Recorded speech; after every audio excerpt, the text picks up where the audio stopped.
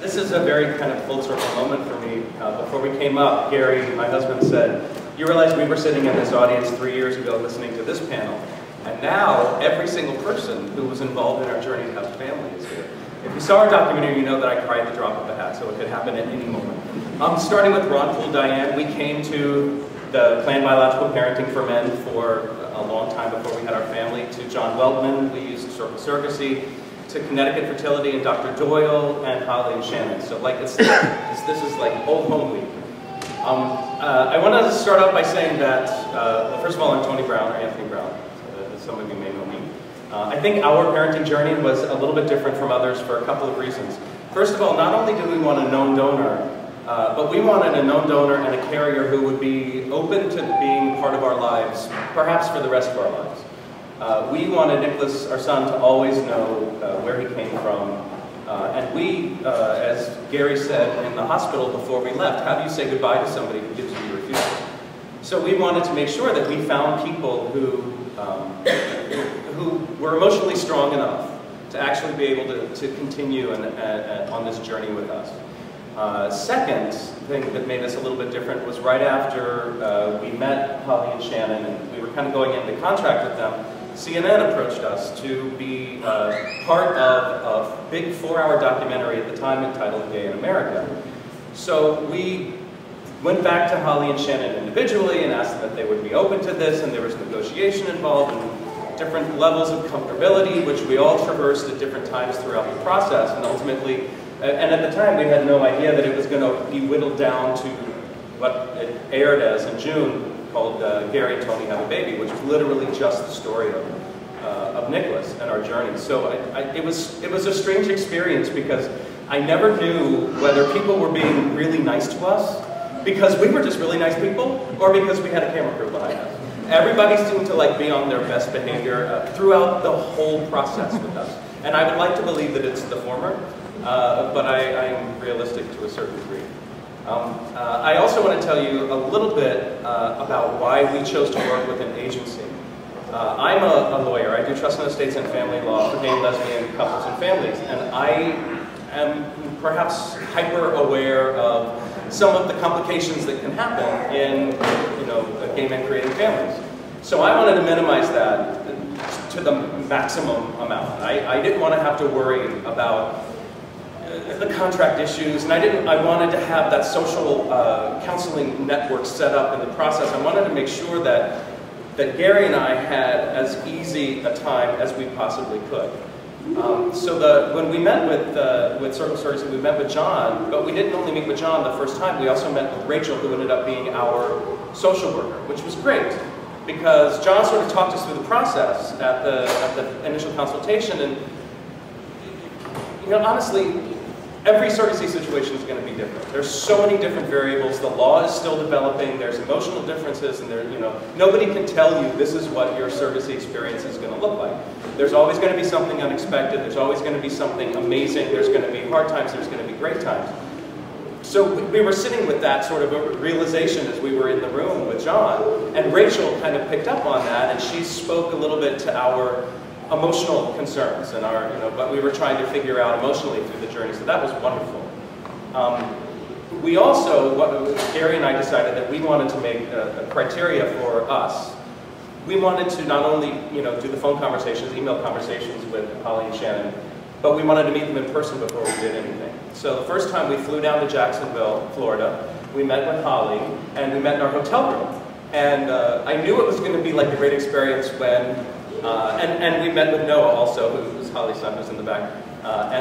We knew it was going to be a great experience when I was going through family photo albums with Holly, and Gary was bouncing on the 2 double beds with Noah.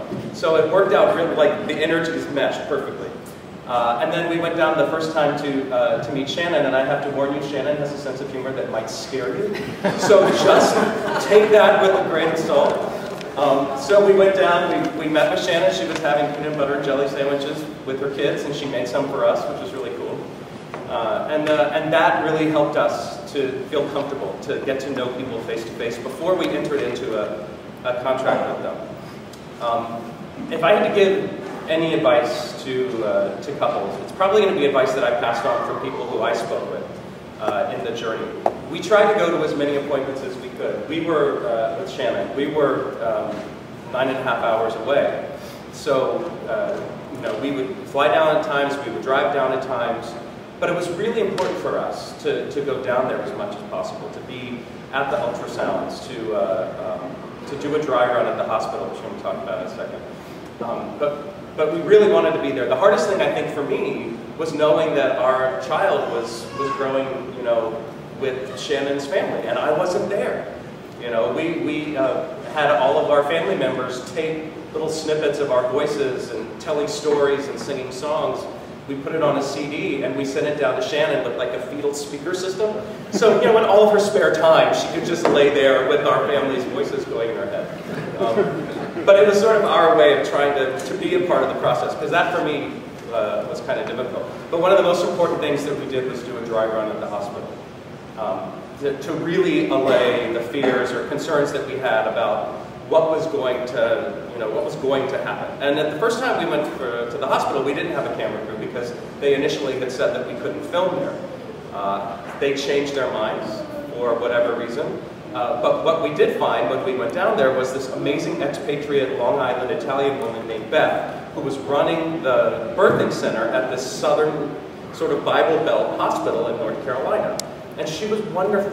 We talked through everything. We went down to the vital records department. We told them who we were. We were the first gay couple with a surrogate ever at this hospital, possibly in North Carolina. But they were great. You know, we had the copy of the pre-birth order, and we, you know, walked them through everything, asked them if they had questions of us, told them when they were going to expect us, and that when we come back, you know, at that point I think we found out that when we came back we were going to have a camera crew just to let them know. That was really important for me, to go down and to walk through that process ahead of time, wherever your surrogate is. I think that the most amazing aspect for me was the hospital experience. If you saw our documentary, you saw that we missed our birth. Shannon called us the weekend that she went into, that her water broke and had to have an emergency C-section. She said, you know what, this is my last weekend, so I'm just going to turn the phone off. I'm not going to talk to anybody. Gary and I are like, excellent. We'll turn our phones off too. And we'll stay up all late, we'll watch movies. Well, meanwhile, her water breaks and her mom's trying to call us and our phones are off. So 3 hours later, we get the message, we get in the car and we drive down there. But that experience of being in the hospital, it was very surreal. It was incredible, because your life is like starting over and you've got amazing fears and hopes, and it's kind of indescribable, and I probably shouldn't even try to. It was truly one of the most emotional experiences that I've ever been through. As I said, everybody was amazing to us. I think when I went into the experience, one of my greatest fears before, and when I was sitting in the audience the first time here, was that we would find a person who would be able to give us the child that she had been carrying. And the problem was, when we left, we couldn't say goodbye to her. We had such a hard time saying goodbye to her, because, you know, she's studying for midterms. She's like totally, you know, cool about everything. And Gary and I are an emotional wreck in the other room, you know, and she was fine. But that experience, that's something emotionally you may want to think about preparing yourself. The last thing that I want to say, Ron had asked me if there was anything that I wished CNN would have shown, and they had so much footage of us. They had a lot of footage that I'm really glad that they didn't show. But the one thing that I wish that they would have shown was the dedication ceremony that we had for our son at our church. Because we were getting a lot of, like, sort of opposition, religious opposition to this. CNN and Soledad O'Brien got a lot of opposition because they told our story. And other people were saying, well, why aren't you telling the other side of the story? As if there's another way Gary and I could have had our family.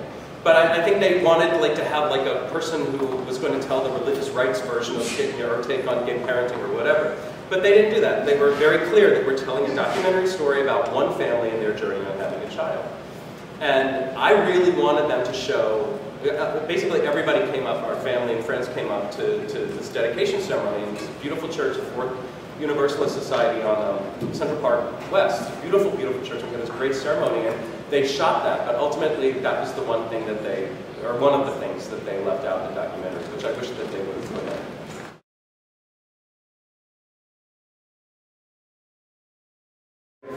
we knew beforehand, before the whole process started, that we wanted people who we could continue to be, you know, friends and family with. So I guess the only thing I would say to you is, you know, talk with everybody you can now, and find out about how their relationships are working, and understand that whatever choice you make is fine. There's some people who don't necessarily want to, you know, have any outside involvement in their own nuclear family once it's created through surrogacy, which is fine for them. But you just need to make up your mind before you go into the agency, and then the agency will work with you to find the right person for you.